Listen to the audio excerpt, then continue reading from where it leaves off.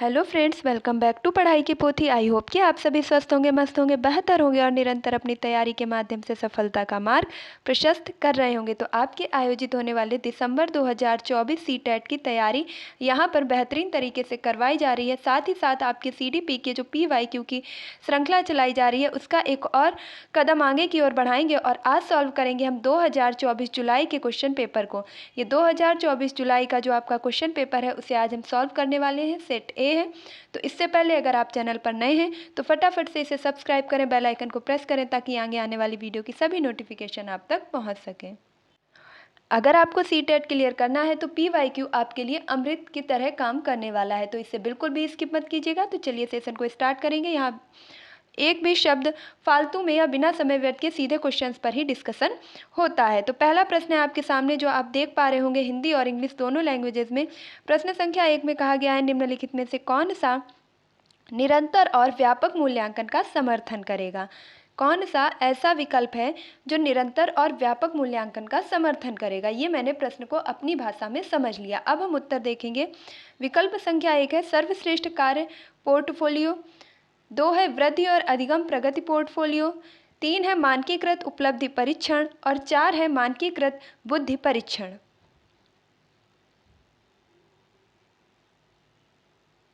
तो देखिए यहाँ पर सर्वश्रेष्ठ का मतलब आप किसी चीज़ को बहुत ही ज़्यादा कैटेगराइज कर रहे हैं। साथ ही साथ मानकीकृत में भी आपके बंधी हुई चीज़ें हो जाएंगी। यहाँ पर भी मानकीकृत है तो आपका राइट आंसर हो जाएगा विकल्प संख्या 2, यानी कि वृद्धि और अधिगम का जो प्रगति पोर्टफोलियो है निरंतर और व्यापक मूल्यांकन का समर्थन करता है। इस प्रकार आपको आगे के क्वेश्चंस में भी क्या करना है, आपको करना है कि प्रश्न को अपने भाषा में ट्रांसलेट करना है, मतलब इसमें पूछ क्या रहा है और फिर विकल्प में से उत्तर को निकालना है। आप इजीली क्वेश्चन सॉल्व कर पाएंगे। तो अभी कथन है प्रश्न संख्या 2, शिक्षक को बच्चों के साथ काम करते समय लगातार अपने स्वयं के दृष्टिकोण और पूर्वाग्रहों की जांच करनी चाहिए। बिल्कुल करनी चाहिए। कारण क्या है, मतलब क्यों करनी चाहिए।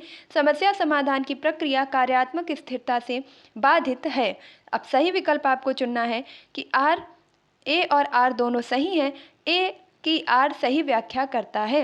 विकल्प 2 है ए आर दोनों सही है लेकिन ए की आर सही व्याख्या नहीं करता है।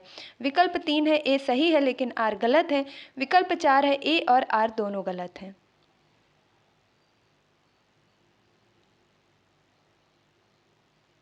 यहाँ पर आपका जो राइट आंसर बनेगा वह हो जाएगा विकल्प संख्या 2, यानी कि ए और आर दोनों सही हैं लेकिन ए की आर सही व्याख्या नहीं करता है। तो एक शिक्षक को अपने पूर्वाग्रहों की जांच तो करनी चाहिए लेकिन इसका कारण यह नहीं है कि वह समस्या समाधान की प्रक्रिया कार्यात्मक स्थिरता में बाधित होती है इसलिए ऐसा कर रहा है। तो ये आपका निगेटिव दिया गया है जबकि ये पॉजिटिव और सही कथन है और ये इससे रिलेट नहीं कर रहा है। तो विकल्प संख्या 2 आपकी ठीक हो जाएगी। अगले प्रश्न की ओर बढ़ेंगे और नेक्स्ट प्रश्न है प्रश्न संख्या 3 और जिसमें कहा गया है कि गणित में अपने खराब अंकों के बारे में बात करते हुए अवि कहता है मुझे अंकों की समझ नहीं है। अवि अपने प्रदर्शन का कारण किसको ठहरा रहा है। ऑप्शन ए है किस्मत, ऑप्शन 2 है कार्य कठिनाई, ऑप्शन 3 है कोशिश की कमी, ऑप्शन 4 है योग्यता का अभाव। तो ऐसा उसने नहीं कहा है कि क्या करूं मेरी तो किस्मत में ही अच्छे अंक पाना नहीं लिखा था। तो ऐसा कोई किस्मत भाग्य का रोना वह नहीं रो रहा है। कार्य करने में उसे कठिनाई भी नहीं है क्योंकि उसने कार्य तो किया लेकिन वो अच्छा हुआ नहीं। उसने कोशिश भी की क्योंकि कार्य किया तो कोशिश तो की ही होगी। तो यहाँ पर राइट आंसर क्या हो जाएगा, योग्यता का अभाव। उसके अंदर गणित की अक्षमता है, गणित को समझने की योग्यता की कमी है जिसके कारण उसका जो है प्रदर्शन अच्छा नहीं रहा है। अगला प्रश्न देखेंगे प्रश्न संख्या 4 और इसमें कहा गया है कि लेव वाइगोस्की के सिद्धांत के अनुसार छात्रों के सीखने के अनुभव को बेहतर बनाने के लिए निम्नलिखित में से कौन सा एक अनुशंसित दृष्टिकोण है। यानी लेव वाइगोस्की के अनुसार अगर हम बात करें तो जो छात्रों का अनुभव है वह किस प्रकार होगा। विकल्प संख्या 1 है छात्रों को ऐसा काम प्रदान करना जो उनकी समझ के वर्तमान स्तर से पूरी तरह असंबंधित हो। तो जब असंबंधित ही होगा तो वह कार्य किस प्रकार कर पाएंगे। छात्रों को वर्तमान स्तर पर आधारित उन उचित समर्थन और मार्गदर्शन के साथ काम प्रदान करना। 3 है छात्रों को कोई सहायता नहीं देना और उन्हें अपने दम पर संघर्ष करने के लिए छोड़ देना। ऐसा ये नहीं कहते हैं बल्कि ये ZPD पाढ़ ढांचा की बात कहते हैं। तो ये भी आपका गलत हो जाएगा। छात्रों को ऐसा काम प्रदान करना जिसे वे व्यक्तिगत रूप से प्रबंधित और पूरा कर सकें। तो यहाँ पर जो आपका विकल्प ठीक होगा वह आपका विकल्प संख्या 2 बिल्कुल सही हो जाएगी कि ऐसे कार्य उन्हें प्रदान करना जो उनके वर्तमान स्तर पर आधारित हो, साथ ही साथ समर्थन और मार्गदर्शन भी प्रदान करना और उन्हें ऐसे काम के द्वारा क्या करना, उनके अनुभव को और भी ज़्यादा बेहतर बनाया जा सकता है। अगले प्रश्न की ओर बढ़ेंगे, प्रश्न संख्या 5, और इसमें कहा गया है कि निम्नलिखित में से कौन सा कथन प्रगतिशाली शिक्षा में शिक्षक की भूमिका का सबसे अच्छा वर्णन करता है। तो कहाँ पर जो शिक्षक की भूमिका है वह सबसे अच्छी दिखाई पड़ रही है, वही विकल्प आपको चुनना है। विकल्प 1 है शिक्षक ज्ञान का प्राथमिक स्रोत है। विकल्प 2 है शिक्षक एक सुविधा प्रदाता के रूप में कार्य करते हैं। विकल्प 3 है शिक्षक निर्धारित पाठ्यक्रम को ज्यों का त्यों लागू करते हैं। 4 है शिक्षक बच्चों को स्वतंत्र रूप से कार्य करने के लिए उनके हाल पर छोड़ देते हैं। यानी कि एक बच्चा क्या कर रहा है, कोई भी कार्य सीख रहा है तो हम उसे उसके हाल पर छोड़ देंगे, ऐसा तो हम बिल्कुल भी नहीं कर सकते हैं, क्योंकि हमें उसके संरक्षक मार्गदर्शक के रूप में पूरे समय उसके साथ रहना होगा। तो विकल्प संख्या 4 आपकी गलत हो जाएगी। 2 की बात करें तो 2 में कहा गया है कि ज्यों का त्यों पढ़ा देंगे, नहीं, हम अपने विचारों से, अपने कथनों से उसे समझाने का प्रयास करेंगे, ज्यों का त्यों नहीं लागू करेंगे। ज्ञान का एक प्राथमिक स्रोत है, ये गलत है। तो यहाँ पर राइट आंसर क्या हो जाएगा, विकल्प संख्या 2, यानी कि शिक्षक एक सुविधा प्रदाता के रूप में कार्य करता है। अगले प्रश्न की ओर बढ़ेंगे, प्रश्न संख्या 6 में कहा गया है कि हार्वर्ड गार्डनर को दी गई बुद्धि की अवधारणा का निहितार्थ है कि, जो हार्वर्ड गार्डनर जिन्होंने बहुबुद्धि का सिद्धांत दिया है, तो उन्होंने जो बुद्धि की अवधारणा का अर्थ बताया है वह है कि विकल्प 1 है सभी लोग दुनिया को एक समान रूप से समझते हैं और संसाधित करते हैं। नंबर 2 है अलग अलग आयामों में लोगों की अलग अलग योग्यताएं होती हैं। नंबर 3 है बुद्धि का केवल एक ही आयाम होता है। नंबर 4 है बुद्धि केवल प्रयोगात्मक अधिगम से ही संबंधित होती है। तो केवल आपके निगेटिव टैग वर्ड होते हैं, कहीं भी दिखेंगे उन्हें आपको कट कर देना है। सभी लोग दुनिया को एक समान रूप से समझते और संसाधित करते हैं, ये विकल्प भी आपका गलत होगा, क्योंकि हर व्यक्ति की सोच, समझ, नजरिया, व्यक्तित्व, तरीका प्रत्येक तरीके से दूसरे व्यक्ति से भिन्न होता है। तो विकल्प आपका ठीक होगा विकल्प संख्या 2, यानी कि अलग अलग आयाम में लोगों की अलग अलग योग्यताएं होती हैं और एक ही व्यक्ति में कई प्रकार की बुद्धियां भी पाई जाती हैं, लेकिन वही बुद्धि बढ़कर के आगे आती है जिसको माहौल और साथ ही साथ उसका पर्यावरण प्रदान होता है। जैसे एक व्यक्ति के अंदर सांगीतिक बुद्धि भी है, साथ ही साथ उसमें क्या है, स्थानिक बुद्धि भी है, और इसी के साथ साथ उसमें कौन सी बुद्धि है, भाषाई बुद्धि है। लेकिन अब वह क्या संगीतक बनेगा, क्या वह जो है इंजीनियर बनेगा, क्या वह चित्रकार बनेगा, या वह गायक बनेगा, या वह राजनीतिक बनेगा। क्योंकि भाषाई बुद्धि है तो नेता भी बन सकता है। ये डिपेंड करता है उसके माहौल पर, उसे जिस चीज़ का माहौल मिलेगा उसकी वही बुद्धि क्या होगी, ज़्यादा डेवलप होकर के बाहर आ जाएगी। लेकिन इसका मतलब ये नहीं है कि उसमें अन्य बुद्धियाँ नहीं हैं। एक ही व्यक्ति में विभिन्न प्रकार की बुद्धियां पाई जाती हैं, ऐसा हार्वर्ड गार्डनर के द्वारा कहा गया है। प्रश्न संख्या 7 है आपके सामने। निम्नलिखित में से अवधारणा निरूपण का कौन सा क्रम बच्चों की संज्ञानात्मक क्षमताओं के उत्तरोत्तर विकास के अनुसार है। यानी कि जब बच्चों का संज्ञानात्मक विकास होता है तो उसमें कौन सा क्रम होता है, उस क्रम को आपको बताना है। और क्रम कैसा होना चाहिए, उत्तरोत्तर बढ़ता हुआ। तो विकल्प 1 है क्रिया आधारित, फिर होता है छवि आधारित, फिर होता है संकेत आधारित। 2 है छवि आधारित, संकेत आधारित, क्रिया आधारित। 3 है संकेत आधारित, क्रिया आधारित, छवि आधारित। 4 है संकेत आधारित, छवि आधारित और क्रिया आधारित।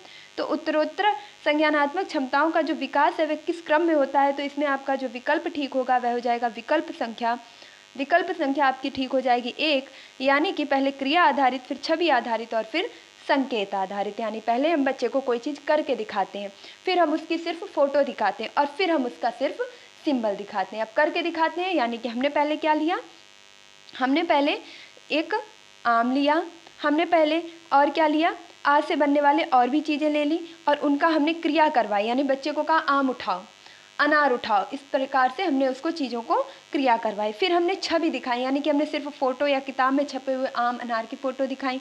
उसके बाद हमने उसके लिए आ और बड़ा आ ऐसे संकेतों का प्रयोग करना प्रारंभ कर दिया। तो विकल्प संख्या 1 आपका ठीक हो जाएगा। आई होप आप अच्छी तरीके से समझ चुके होंगे। प्रश्न संख्या 8 की ओर बढ़ेंगे और यहाँ पर अभिकथन दिया गया है कि शिक्षकों को कक्षा में प्रभावी संज्ञान सुनिश्चित करने के लिए बच्चों को संवेगात्मक सहारा देना चाहिए। बिल्कुल देना चाहिए।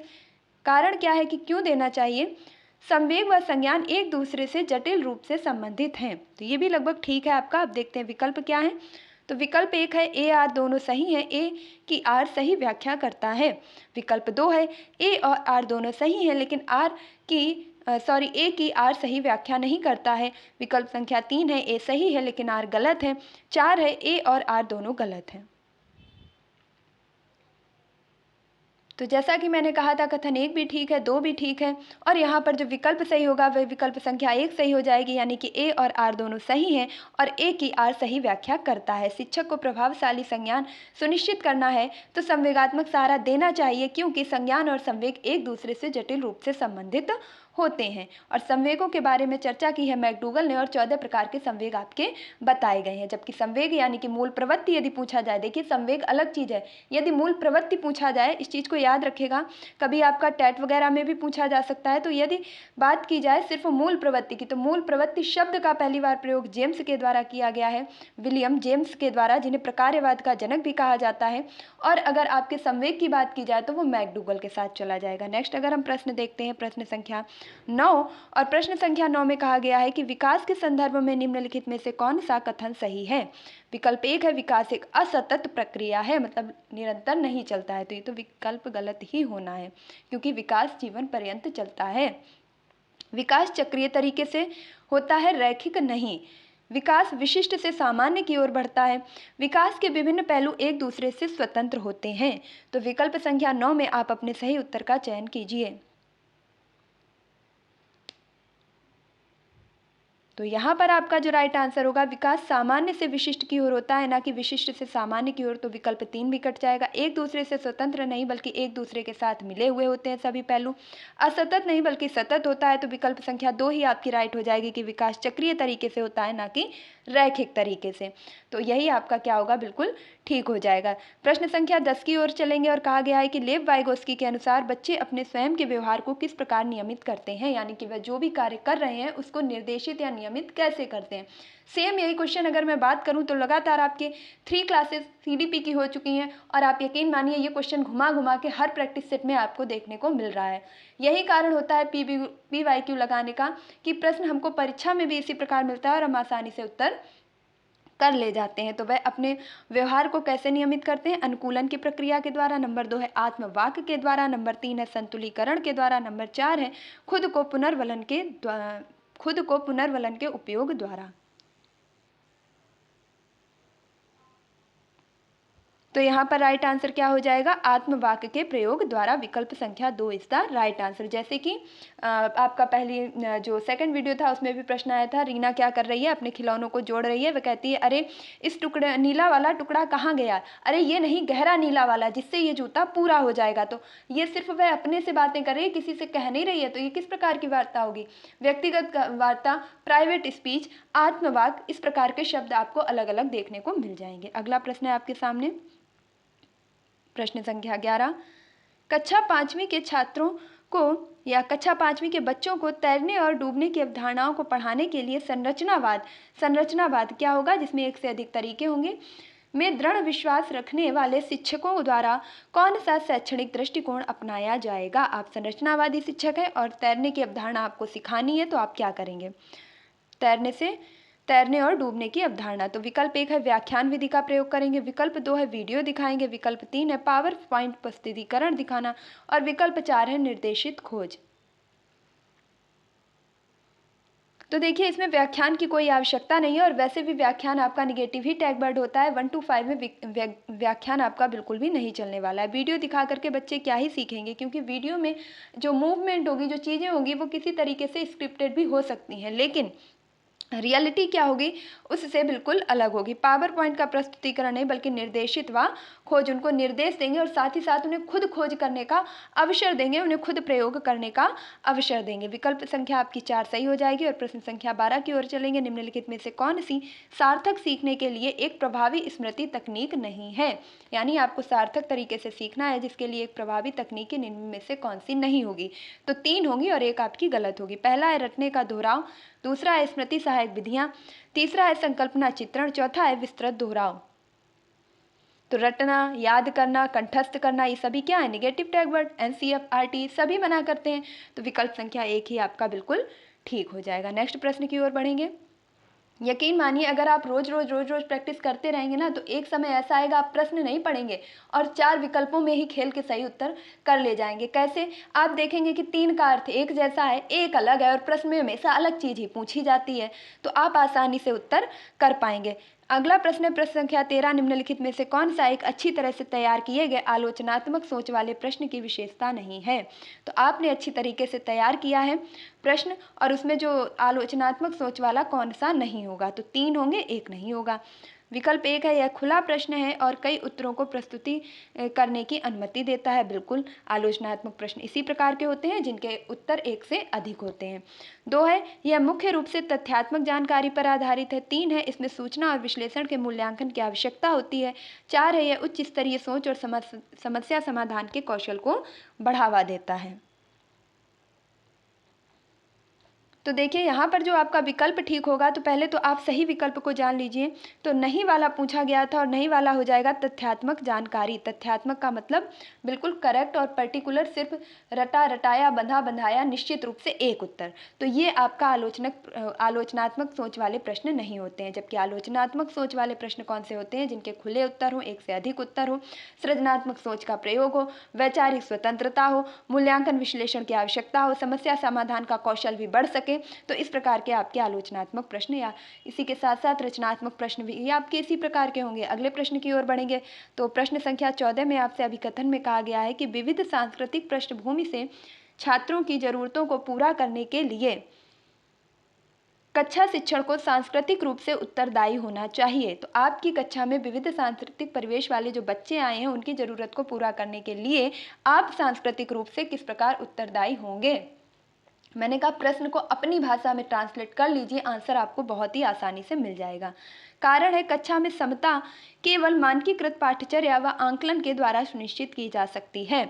इसलिए तो चलिए अब विकल्प पढ़ते हैं। ए आर दोनों सही है। आर ए की आर व्याख्या करता है। ए आर दोनों सही हैं। ए आर की व्याख्या नहीं करता है। ए सही है लेकिन आर गलत है। ए और आर दोनों गलत है।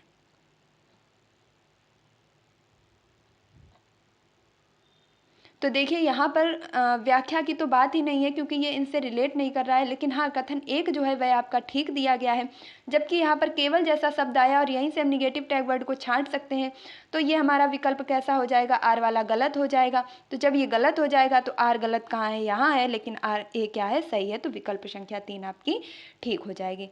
नेक्स्ट है प्रश्न संख्या 15। जागृति को पता चल गया कि उसका कुत्ता रष्टी एक गोल्डन रिट्रीवर है। जब वह एक और कुत्ते को देखती है जो रेस्टी जैसा दिखता है लेकिन एक अलग नस्ल का है, तो वह उसे भी कुत्ता ही समझती है। जीन पियाजे के संज्ञानात्मक विकास के सिद्धांत के अनुसार यह किस अवधारणा को प्रदर्शित करता है? तो बहुत ही, मैं कहूँगी, बेहतरीन प्रश्न है आपके सामने। और इस प्रश्न को आप इतने अच्छे से समझ लीजिए कि इससे बनने वाले सभी प्रश्न आपके आसानी से ठीक हो जाए। तो अहम केंद्रिता का भाव प्रदर्शित कर रही है, वस्तु स्थायित्व का, समायोजन का, संरक्षण का। तो देखिए, वस्तु स्थायित्व वो होता है कि वस्तु के ना होने पर भी उसके प्रतिबिंब को अपने सामने बनाए रखना। जैसे बच्चे की माँ उसके सामने से हट जाती है, अलग हो जाती है, लेकिन फिर भी वह समझता है कि मेरी माँ कहीं आसपास है। उसकी चूड़ियों की खनक से या उसकी पायल की आवाज़ से ये गुण होता है। उसकी कौन सी अवस्था में? तो संवेदी पेशीगामक अवस्था 0 से 2 वर्ष की होती है और उसमें वस्तु स्थायित्व का गुण आ जाता है। अब जीन पियाजे के अगर इस प्रश्न की बात करें कि 2 कुत्तों की, अलग नस्ल वाले कुत्तों को एक ही समझना, ये किस प्रकार का उसका जो है अवधारणा होगी? तो यहाँ पर आपका राइट आंसर हो जाएगा प्रश्न संख्या 4, यानी कि समायोजन। क्या हो जाएगा? समायोजन हो जाएगा। अगले प्रश्न की ओर बढ़ेंगे। समायोजन का अर्थ होता है कि एक चीज़ अलग है और दूसरी चीज़ अलग है, लेकिन हमने दोनों में क्या कर लिया है?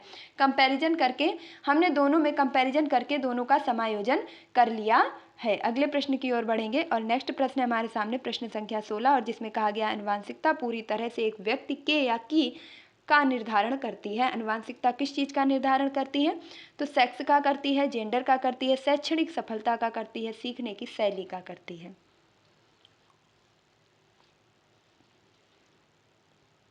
तो देखिए, आनुवांशिकता हमारी शैक्षणिक सफलता और विफलता पर इतना प्रभाव नहीं डालती, इतना क्या नहीं डालती है, क्योंकि आनुवंशिकता हमें बहुत सी चीज़ें प्रदान करती है, लेकिन वातावरण उसमें श्रेष्ठ भी हो सकता है। सीखने की शैली पर भी नहीं, जेंडर पर भी नहीं, क्योंकि जेंडर आपकी कैसी सामाजिक संरचना है, ये हमारे प्रभाव डालती है जैविक संरचना यानी कि सेक्स पर।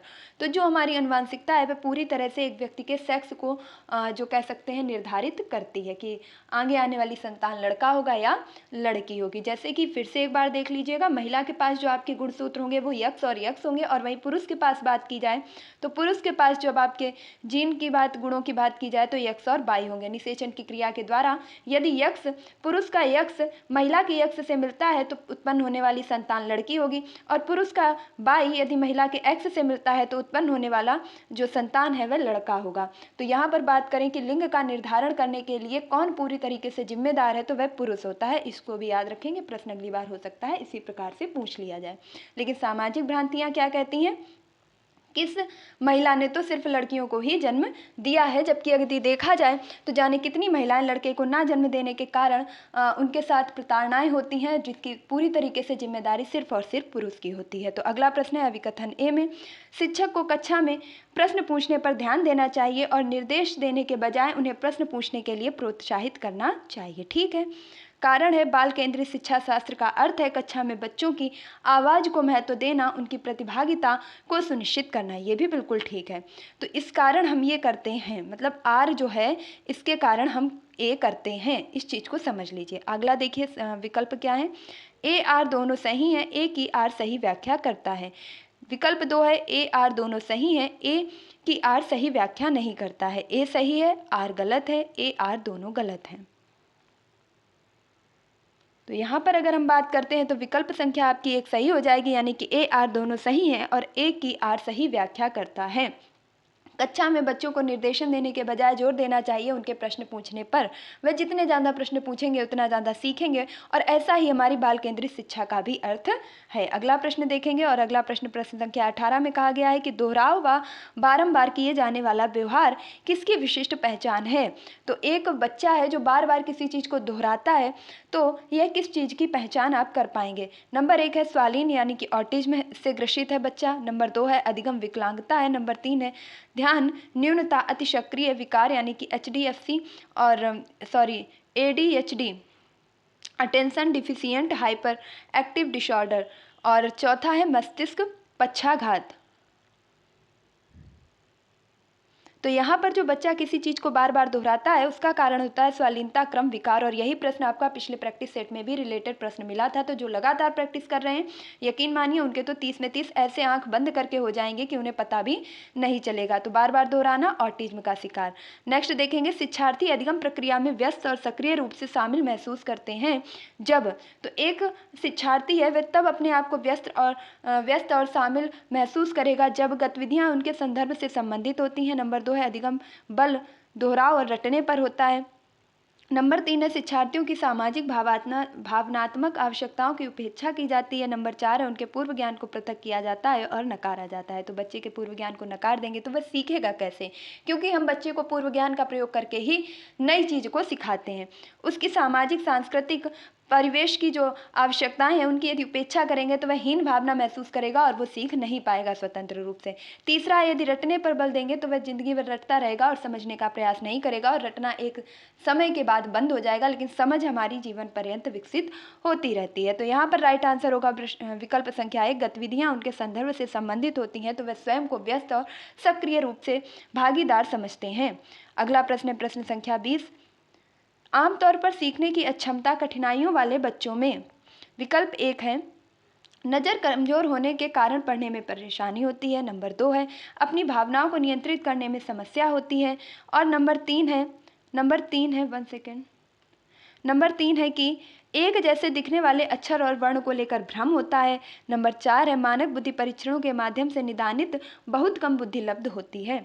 तो बच्चे सीखने में अक्षम होते हैं क्योंकि उनमें बुद्धि लब्धि कम होती है, उनको अक्षरों में भ्रम होता है, उनकी पढ़ने में नज़र कमज़ोर होती है। तो ये तो देखिए किसी एक पर्टिकुलर चीज़ को दर्शा रहा है कि एक बच्चे की बुद्धि लब्धि कम है, एक बच्चे को वर्ण अक्षरों में भेद नहीं कर पा रहा है यानी कि डिस्ग्राफिया से ग्रसित है, एक बच्चा क्या है कि नज़र कमज़ोर है यानी कि दृष्टि बाधित है। जबकि यहाँ पर पूरे ऑल ओवर बच्चों बच्चों की बात की जा रही कि आमतौर पर बच्चे क्यों सीखने में कठिनाई का अनुभव करते हैं, तो राइट आंसर हो जाएगा विकल्प संख्या 2, अपनी भावनाओं को नियंत्रित करने में समस्या होती है। विकल्प 2 ही आपका क्या होगा, बिल्कुल सही हो जाएगा।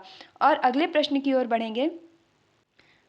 देखिए इस क्वेश्चन को एक बार और देख लीजिएगा। तो क्वेश्चन नंबर 20 का जो आंसर है वो मेरे अकॉर्डिंग अपनी भावनाओं को नियंत्रित करने में समस्या होती है, यही ठीक होगा। बट आपका जो आंसर की है उसमें दिया गया था, उसमें आपका दिया गया था विकल्प 3, यानी कि एक जैसे दिखने वाले अक्षर और वर्णों को लेकर के भ्रम होता है। तो ये एक प्रकार की आपके एक प्रकार के बच्चे की कठिनाई के बारे में बात करा है। अगर ये सही होगा तो फिर विकल्प 4 भी सही होना चाहिए, तो फिर तो विकल्प 1 भी ठीक होना चाहिए। तो यहाँ पर आप याद रखेंगे कि आपका निश्चित रूप से विकल्प 2 ही ठीक हो जाएगा। अगला प्रश्न है आपके सामने। देखिए चीज़ें इसलिए क्लियर कर देती हूँ, हो सकता है कोई आंसर सीट में देखे या कहीं और देखे तो अरे नहीं ये दिया गया, तो आप खुद से समझिए ना, खुद अर्थ निकालिए कि आपको कौन सा सही लग रहा है। नेक्स्ट है विकल्प प्रश्न संख्या 21, ऐसे बच्चे जिन्होंने बहुत कम उम्र में गंभीर मानव सामाजिक अभाव का अनुभव किया है, आमतौर पर उनके विकास में देरी या बाधा उत्पन्न होती है और पुनर्वास के बावजूद विकास के कुछ क्षेत्रों में सुधार अधीनस्थ होने की संभावना है। यह अवधि जिसमें विकास पर्यावरणीय समर्थन में महत्वपूर्ण रूप से प्रभावित होता है, एक्स कहलाती है। चलिए अब उत्तर दीजिए। प्रश्न बड़ा है मगर शांति से समझेंगे तो उत्तर बहुत ही सरल है कि जो बच्चा सामाजिक रूप से बहुत सी चीज़ों को झेल रहा है तो उसका आप पुनर्वास भी कर देंगे तो भी वह अपने क्षेत्रों में बहुत अधिक अच्छा नहीं कर पाएगा, जिसके कारण पर्यावरणीय समर्थन में महत्वपूर्ण रूप से वह किससे प्रभावित होगा। तो विकल्प 1 है निगमनात्मक अवधि से, विकल्प 2 है सहज काल से, विकल्प 3 है मूल काल से, विकल्प 4 है संवेदनशील अवधि कहलाती है। ऐसा जो बच्चे की कौन सी अवधि कहलाएगी, तो राइट आंसर हो जाएगा संवेदनशील अवधि, विकल्प संख्या 4 आपका बिल्कुल ठीक हो जाएगा। नेक्स्ट प्रश्न की ओर बढ़ेंगे। प्रश्न संख्या 22, बहुत ही कम क्वेश्चन बचे हैं। आपने कहा था स्पीड बढ़ाइए, इससे ज़्यादा स्पीड अब नहीं बढ़ पाएगी, अब आप 2x करके ही देख लीजिएगा। तो प्रश्न 22 है आपका, विभिन्न जेंडर के व्यवहार के बारे में पूर्व कल्पित सामान्यीकरण क्या कहलाता है। विभिन्न प्रकार के जेंडर के व्यवहार के बारे में जो पूर्व में ही आपने कल्पनाएं बनाए रखी हैं, उनका सामान्यीकरण क्या कहलाता है। विकल्प 1 है जेंडर रूढ़िवादिता, विकल्प 2 है जेंडर भेदभाव, विकल्प 3 है जेंडर पहचान, विकल्प 4 है जेंडर प्रारूप। तो राइट आंसर हो जाएगा विकल्प संख्या 1, यानी कि जेंडर रूढ़िवादिता। किसी के बारे में पहले से ही अपने सोच को बना लेना कि ये व्यक्ति ऐसा ही कर सकता है, यानी कि लड़कियां तो सिर्फ खाना बनाने के लिए ही हैं और लड़के सिर्फ बॉक्सिंग कर सकते हैं। ये क्या है, आपकी जेंडर रूढ़िवादिता वाली सोच है। प्रश्न संख्या 23 में देखेंगे, एक समावेशी कक्षा में विकल्प 1 है विशेष बच्चे हमेशा अपने पाठ्यचर्या पर काम करते हैं, विकल्प 2 है सभी बच्चों की कक्षा में गतिविधि तक पहुंच और वे कक्षा की क्रिया में शामिल हैं, विकल्प 3 है विशेष बच्चों को जरूरतमंद और आश्रित के रूप में देखा जाता है, विकल्प 4 है सभी बच्चे समान पाठ्यचर्या का पालन करते हैं और सभी शिक्षार्थियों के लिए समान शिक्षा शास्त्र अपनाया जाता है। तो देखिए सभी बच्चे समान पाठ्यचर्या का पालन करते हैं, ठीक है यहाँ तक, और सभी शिक्षार्थियों के लिए समान शिक्षा शास्त्र अपनाया जाता है। एक बात बताइए, जब आप समावेशी शिक्षा में हैं तो कोई बच्चा दृष्टिबाधित होगा, कोई बच्चा श्रवण जो है सुनने की क्षमता नहीं होगी, तो उसके लिए आप थोड़े से नियमों में क्या करेंगे, थोड़े से नियमों में, विधियों में और पाठ्यक्रम को पढ़ाने में परिवर्तन भी करेंगे। जैसे दृष्टिबाधित को कहेंगे आगे बैठ जाओ, कम सुनने वाले को कहेंगे आगे बैठ जाओ, साथ ही साथ जो विकलांग है उसके लिए कहेंगे कि इसकी सीट को अच्छी जगह, सुविधाजनक जगह पर रखो जहाँ पर ये गिरे नहीं और आसानी से अपना कार्य कर सके। तो हमें समावेशी शिक्षा में अक्षमता वाले बच्चों को क्षमता वाले बच्चों के लेबलिंग मिला के सिखाना है, इसके अनुसार ही अपनी शिक्षण पद्धतियों, अपनी क्रियाकलापों में चेंजमेंट करना है ताकि वह सभी के बराबर आ सकें। यदि हम समान ही अपनाएंगे तो वो बराबर कैसे आ पाएंगे, इसलिए विकल्प 4 तो आपका गलत हो जाएगा। ये क्वेश्चन थोड़ा सा डिफिकल्ट है इसलिए समय ले रही हूँ। नेक्स्ट है कि विशेष बच्चे हमेशा अपने पाठ्यचर्या पर काम करते हैं, तो ऐसा नहीं है, हमेशा नहीं करते हैं। नेक्स्ट है आपका विकल्प 2 सभी बच्चों की गतिविधियों तक पहुंच और वे कक्षा की क्रिया में शामिल हैं। फिर है विशेष बच्चों को जरूरतमंद और आश्रित के रूप में देखना। हम क्यों उन्हें आश्रित के रूप में देखें, क्योंकि एनसीएफ हमें बताता है किसी भी क्षमता वाले बच्चे को ये महसूस नहीं होने देना है कि वह किसी भी चीज़ में अन्य बच्चों से पीछे है, बल्कि उसकी कमियों की क्या करना है, पहचान करना है और उसे उपयुक्त संसाधन, विधियाँ और क्या चीज़ें, तकनीकें प्रदान करनी है ताकि वह अन्य बच्चों के समान ही प्रदर्शन कर सके। तो उसे आश्रित या अक्षमता के रूप में नहीं देखना है। तो विकल्प 2 आपका क्या होगा, बिल्कुल सही हो जाएगा। यदि इस प्रकार सोच कर समझ कर आप उत्तर करेंगे तो यकीन मानिए आपकी परीक्षा हॉल में भी एक भी प्रश्न गलत होने वाला नहीं है। प्रश्न संख्या 24 में कहा गया, आलोचनात्मक सोच वाले प्रश्न पूछने का प्राथमिक उद्देश्य क्या है। अभी हमने आलोचनात्मक प्रश्न पर काफ़ी अच्छे से चर्चा की थी, तो चलिए बताइए। पहला विकल्प है छात्रों को प्रक्रियात्मक ज्ञान विकसित करने में सक्षम बनाना। विकल्प 2 है छात्रों के ज्ञान और समझ कौशल का आंकलन करने के लिए। विकल्प 3 है उच्च स्तरीय सोच समस्या समाधान कौशल को बढ़ावा देना। विकल्प 4 है छात्रों की जानकारी याद रखने के लिए प्रोत्साहित करना। तो याद करना तो ऐसे ही गलत हो जाएगा, तो विकल्प 4 तो आपका ऐसे ही कट जाना है। तो राइट आंसर क्या होगा, वहाँ पर भी ऐसा ही क्वेश्चन था और विकल्प यही लगभग ठीक था कि कौशल को बढ़ाना। किस कौशल को, समस्या समाधान के कौशल को बढ़ाना। विकल्प संख्या 3 आपका बिल्कुल ठीक हो जाएगा। नेक्स्ट प्रश्न की ओर बढ़ेंगे। प्रश्न संख्या 25 में कहा गया है कि सामाजिक रचनावादियों के अनुसार अधिगम की प्रक्रिया के बारे में निम्नलिखित में से कौन सा कथन सही है। किसके बारे में, तो सामाजिक रचनावादियों के अनुसार जो अधिगम प्रक्रिया है उसके बारे में क्या सही है। विकल्प 1 है अधिगम एक व्यक्तिवादी प्रक्रिया है जो अलगाव में होता है। विकल्प 2 है अधिगम केवल कक्षा या औपचारिक शैक्षिक विन्यास में होता है। तो केवल व्यक्तिवादी दोनों ही गलत हो जाएंगे। अधिगम एक निष्क्रिय प्रक्रिया है, जो बिल्कुल निष्क्रिय नहीं है। अधिगम एक अर्थ निर्माण की एक सामाजिक प्रक्रिया है, यानी कि अधिगम सामाजिक तरीके से समूह में एकता से सीखा जाता है और ये अर्थ निर्माण की एक प्रक्रिया है। अगला प्रश्न है प्रश्न संख्या 26 और कथन कारण से रिलेटेड प्रश्न है आपके सामने की। अभी कथन में कहा गया है जबकि कुछ बच्चे 12 महीने की उम्र में बड़बड़ाना और 2 शब्दों का वाक्य बोलना शुरू कर देते हैं, अन्य 20 महीने की उम्र में ऐसा नहीं करते हैं।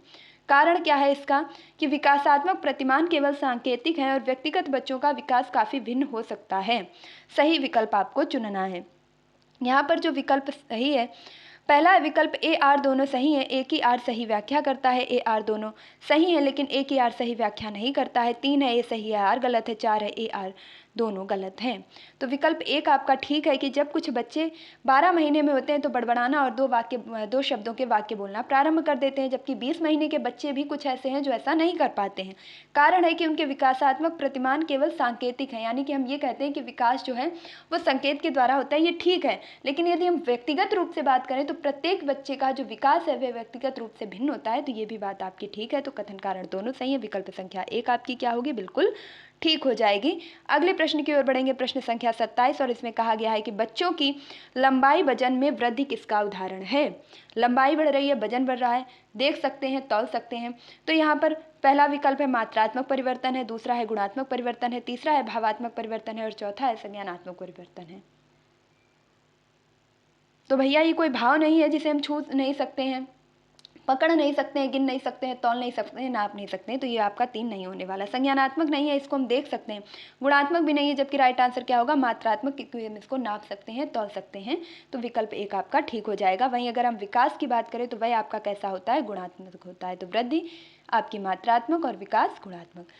प्रश्न संख्या 28 की बात करें तो हेंज की दुविधा को पेश किए जाने पर अरुणिमा तर्क देती है। हेंज कौन है, तो हेंज है आपका वही व्यक्ति जो अपनी पत्नी के कैंसर हो जाने पर डॉक्टर की दवाई को चुरा लाता है। और वह दवाई कैसी होती है, जिसको डॉक्टर अपनी पूरे जीवन भर की मेहनत लगा करके बनाता है और बहुत महंगे दामों में बेचने की तैयारी करता है। वहीं हिंज क्या करता है, दवा को चुरा ले जाता है क्योंकि उसे अपनी पत्नी को कैंसर से मरने से बचाना होता है। तो अब इस समस्या पर अरुणिमा अपना जो है दुविधा के लिए तर्क प्रस्तुत करती है कि कानून इन परिस्थितियों के लिए स्थापित नहीं किया गया था कि इस स्थिति में दवा लेना वास्तव में सही नहीं है, लेकिन यह उचित है। देखिए वह क्या कह रही है, वह कह रही है कि कानून इन परिस्थितियों के लिए स्थापित नहीं किया गया था, इस स्थिति में दवा लेना वास्तव में सही नहीं है, लेकिन यह उचित है।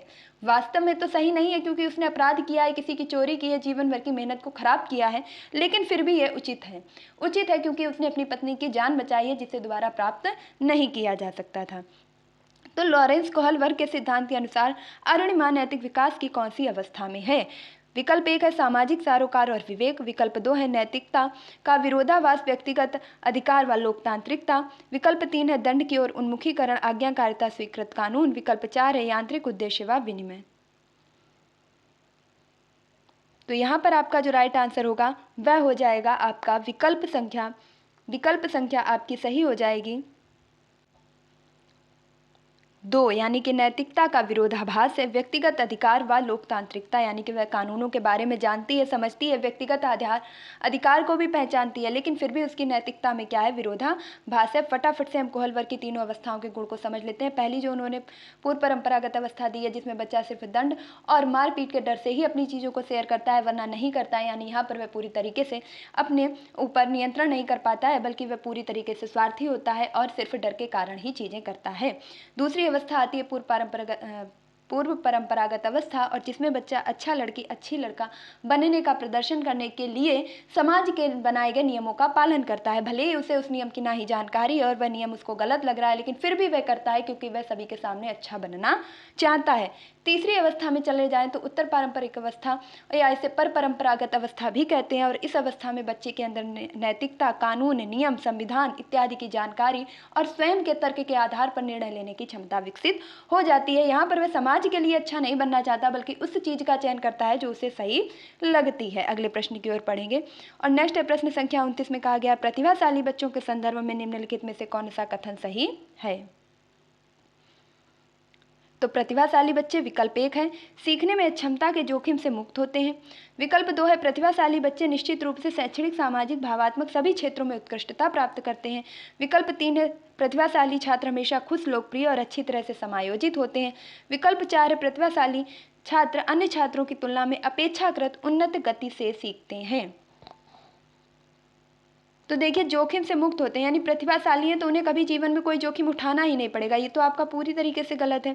वह निश्चित रूप से सामाजिक, सांस्कृतिक, शैक्षणिक रूप से सभी भावनात्मक रूप से उत्कृष्ट हैं। ऐसा नहीं, बहुत से अच्छे प्रतिभाशाली बच्चे भी ऐसी भावात्मक रूप से कमजोर हो जाते हैं, ऐसी परिस्थितियां उनके सामने आ जाती हैं जिनका वह सामना नहीं कर पाते हैं और पूरी तरीके से टूट जाते हैं। कभी कभी वह अपने ज़्यादा अच्छी पढ़ाई में होने के कारण या ज़्यादा अंतर्मुखी व्यक्तित्व के होने के कारण भी सामाजिक सरोकार नहीं बिठा पाते हैं, कि उन्हें अपने तरह के लोग ही नहीं मिलते हैं, उन्हें लगता है जैसे हमें ऐसा कोई नहीं है।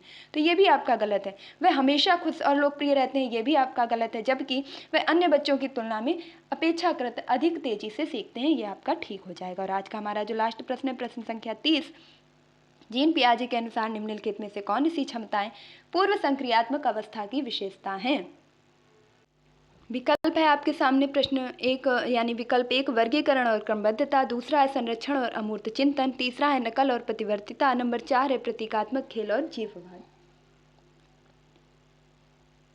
तो यहाँ पर आपका जो राइट आंसर बनेगा वह हो जाएगा आपका विकल्प संख्या 4 यानी प्रतीकात्मक खेल और जीववाद। ये किस में पाया जाता है, ये पाया जाता है आपका पूर्व संक्रियात्मक अवस्था में। वहीं अगर हम बात करते हैं किसकी, संरक्षण की, तो संरक्षण पूरी तरीके से आपका आ जाता है किस में, तो वो आ जाता है आपका मूर्त संक्रियात्मक अवस्था में, जबकि अमूर्त चिंतन आ जाता है आपका अनौपचारिक संक्रियात्मक अवस्था में, जो कि चौथी अवस्था है। वहीं वर्गीकरण और क्रमबद्धता की अगर हम बात करें तो जो आपका वर्गीकरण और क्रमबद्धता होती है, ये भी आपकी किस में आ जाती है, मूर्त संक्रियात्मक अवस्था में। मूर्त संक्रियात्मक अवस्था में वर्गीकरण, क्रमबद्धता मूर्त संक्रियात्मक अवस्था में, संरक्षण आपका मूर्त संक्रियात्मक अवस्था में, जबकि अमूर्त चिंतन अनौपचारिक संक्रियात्मक अवस्था में, और प्रतीकात्मक खेल और जीववाद आपका पूर्व संक्रियात्मक अवस्था में गुण प्रदर्शित होता है। ये आपके 30 के 30 प्रश्न सॉल्व हो चुके हैं। तो आपका स्कोर कितना रहा, 30 में से आपने कितने सही कर पाए, कमेंट बॉक्स में जरूर बताइएगा, अपना स्कोर शेयर कीजिएगा। साथ ही साथ अगर आपको वीडियो थोड़ा सा भी पसंद आया तो प्लीज़ एक लाइक जरूर कीजिएगा। आपका एक लाइक मेरा काफ़ी हौसला बढ़ाता है, नेक्स्ट वीडियो लाने के लिए इंस्पायर करता है। तो मिलते हैं अपने नेक्स्ट वीडियो में, तब तक के लिए खुश रहिए, मस्त रहिए, पढ़ाई की पोथी को सपोर्ट कीजिए। और अगर आपने अभी तक इसे शेयर नहीं किया है, साथ ही साथ अगर सब्सक्राइब नहीं किया है, तो क्या कर रहे हैं, फटाफट से इसे सब्सक्राइब कीजिए ताकि आगे आने वाली वीडियो की सभी नोटिफिकेशन आप तक पहुंच सके। मिलती हूँ अपने नेक्स्ट वीडियो में, तब तक के लिए खुश रहिए, मस्त रहिए, पढ़ाई में निरंतरता बनाए रखिए, अपने माता पिता गुरुजनों का सम्मान कीजिए और पढ़ाई की पोथी को सपोर्ट कीजिए। Thank you for watching this video. Please like, share and subscribe.